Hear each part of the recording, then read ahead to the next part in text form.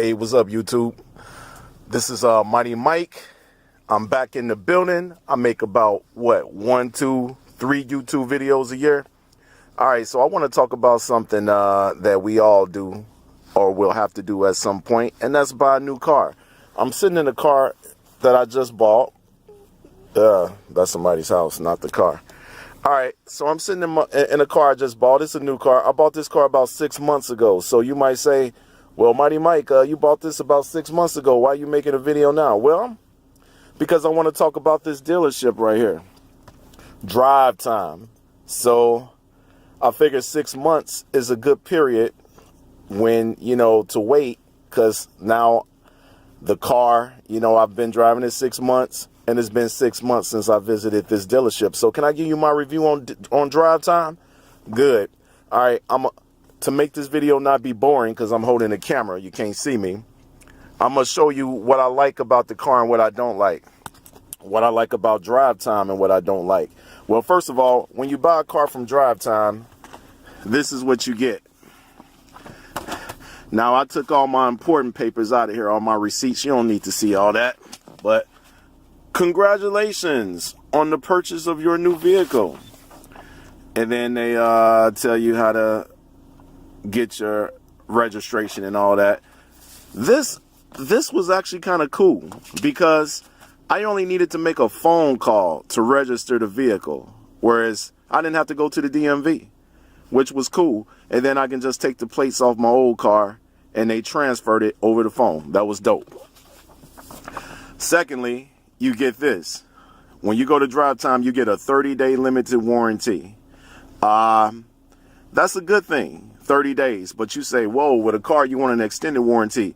Well, Mighty Mike did not get the extended warranty. When you go to Drivetime and you buy a vehicle, they're going to offer you an extended warranty, and I think it was about maybe $2,000, maybe $1,500, something like that. I decline. You might feel that you need it, but I'm the type, if I have a car problem, I'm going to just fix it myself, and it still won't cost me $2,000. You know what I'm saying? So I decline the extended warranty. They also offer you something called gap coverage. I decline that too. Look, y'all, gap. Gap is a type of insurance to where if you get sick or something happened to you and you can't work, you're not making no money, then gap insurance will kick in and it will pay your car note for the time period that you can't work. Now, that sounds cool, but let's suppose that you have a job and you already have a type of insurance to where if you go out sick or whatever, or you can't work, or you get into an accident, the insurance kicks in and pays you your salary for the time period that you out. I already have an insurance like that. It only costs me $20 a month.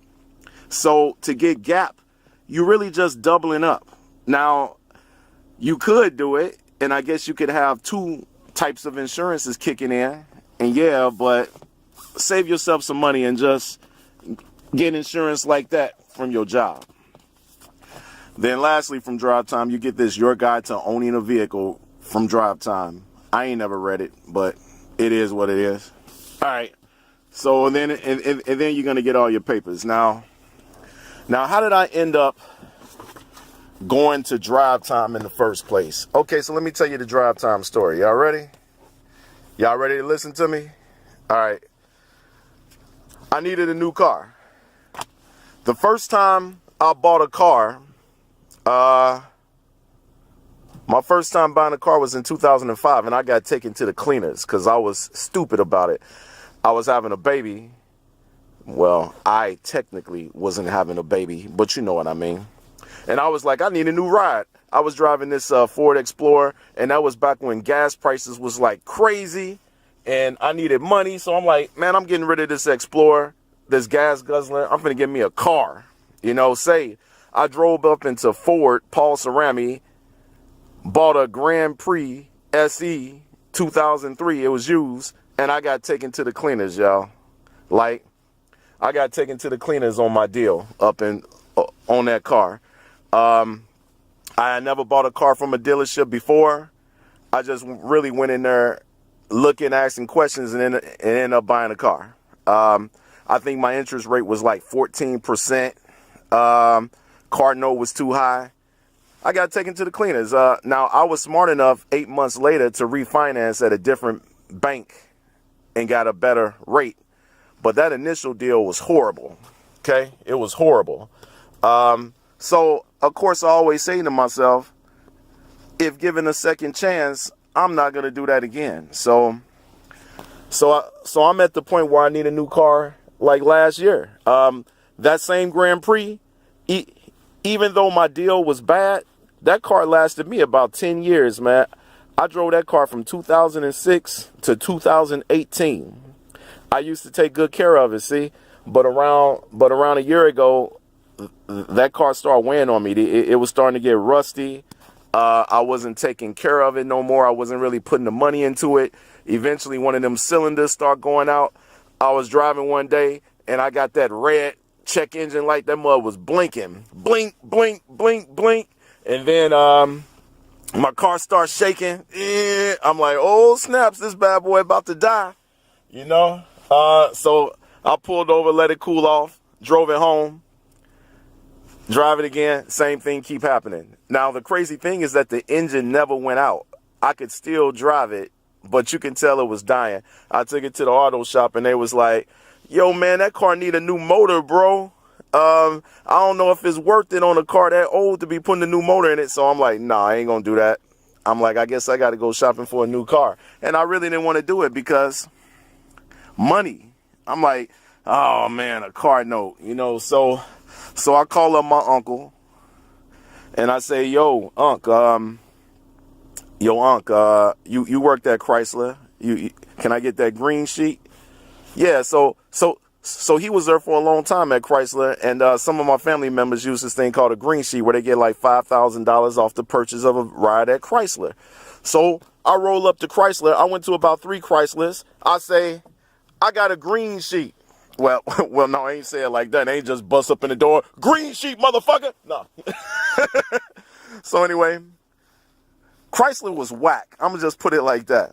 I went to Chrysler because I wanted a Jeep. You know, what man don't want a Jeep? You know, so I go up in Chrysler. I'm like, yeah, I want to look at the Jeeps. And so I sit down. I'm like, yeah, I got this green sheet, 5,000. I saw this Renegade for like 21,000. And I say, yo, I like that Renegade right there for 21, and I got this green sheet to take 5 off of it, so I want to negotiate that price for whatever 21 minus 5,000 is, 17,000. The dude was like, oh, you got a green sheet? Oh, okay, well, that means that I got to sell you this Renegade for 26,000, and then your green sheet to take it down to 21. I'm like,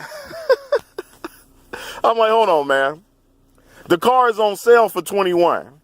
I just told you I got a green sheet, so you're going to sell me the car at 26 and then take it down to 21. I'm like, so you basically going to give me the car for the sale price? I'm like, couldn't I just buy it on sale then and not use the green sheet at all? That's crazy. That's crazy. He was like, well, if you use a green sheet, the sales don't apply. I'm like, see you later. I'm out of here. All right, so ask me what my budget is. I'm not trying to spend no more than 10 to 15,000 on a car. Now, the first time I bought a car, like I told you about that Grand Prix, I never did my homework. So even though Ford took me to the cleaners, it was really my fault because I should have did my homework. I didn't do no research. I didn't go to no banks to get no pre-approvals. I didn't shop around. I didn't do none of that. I just drove into the first dealership, saw a car I liked, and said, yeah, that one. So this time I went to about 6 dealerships, about 3 Chryslers, a couple of little local independent places, Honda, et cetera, et cetera, et cetera. I was never satisfied though, because I'm looking for a nice little SUV between $10,000 and $15,000. Now you might say to yourself, you ain't gonna find no SUV for that lower price. But I'm like, if I look hard enough, I will. And that was my goal. I'm going to look until I find one. Now, I don't mind getting a used vehicle. If it's like, I say, I'm not going to get an old vehicle. I'll get a used vehicle, but not an old vehicle, right? So I'm looking for something like, it was 2018. So I'm looking for either a 16 or a 17, at the worst, a 15. So I couldn't find any. I went to about 5 dealerships. Man, I was tired. Not in one day, but over the course of like a week. Shopping around, looking around, seeing some stuff, talking about it, sitting down, you know, just going through the process. Couldn't make a deal. I wasn't satisfied. And then I drove up in drive time, y'all. To be continued. It's already past 10 minutes. So let's watch part 2 of this video. All right. I'm going to shut this off.